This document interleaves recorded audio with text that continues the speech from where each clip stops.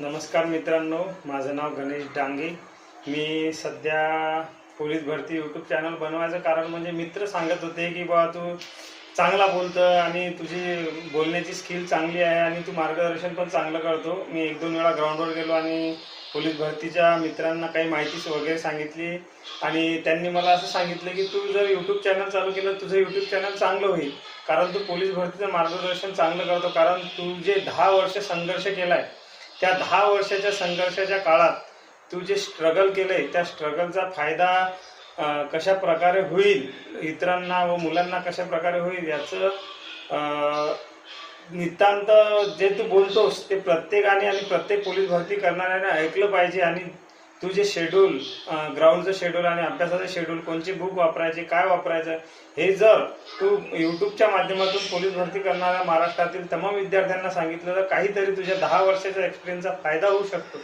त्या अनुषंगाने मी हे यूट्यूब चॅनल चालू केलं आहे। याचा उद्देश पैसा कमावणे किंवा अदर काहीही नसून फक्त महाराष्ट्रातील तमाम विद्यार्थ्यांना मार्गदर्शन करण्याचा हेतू आहे।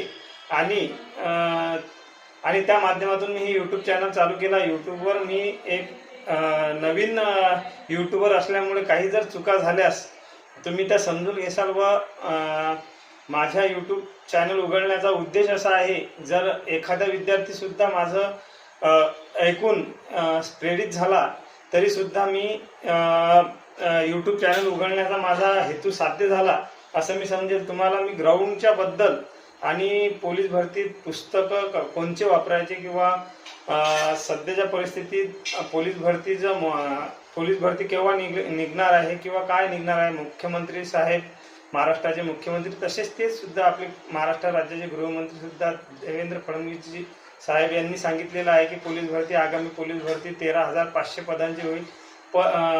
परंतु या पोलीस भरतीला पावसामुळे आपल्याला ऑक्टोबर किंवा नोव्हेंबरमध्ये ॲड येण्याची दाट शक्यता आहे। कारण त्यांनी सांगितलेलं आहे की 49,000 काहीतरी पदं भरलेली आहेत आणि आम्हाला पूर्ण बॅकलॉग काढायचं आहे। आणि पूर्ण बॅकलॉग काढण्यासाठी त्यांनी 100% पदं भरण्यासाठी त्यांनी सूचना केलेली आहे गृह विभागातील विभागांना की आपापल्या जिल्ह्यातील व आपापल्या आयुक्तालयातील रिक्त जागा पदांची माहिती मागवलेली असून ते लवकरात लवकर रिक्त पदांची माहिती मंत्रालयात पोहोचल्यानंतर त्यांची लवकरात लवकर ॲड येईल। ऑक्टोबर किंवा नोव्हेंबरच्या शेवटी किंवा ऑक्टोबरच्या शेवटी किंवा नोव्हेंबरच्या पहिल्या आठवड्यात येण्याची शक्यता आहे। तरी मी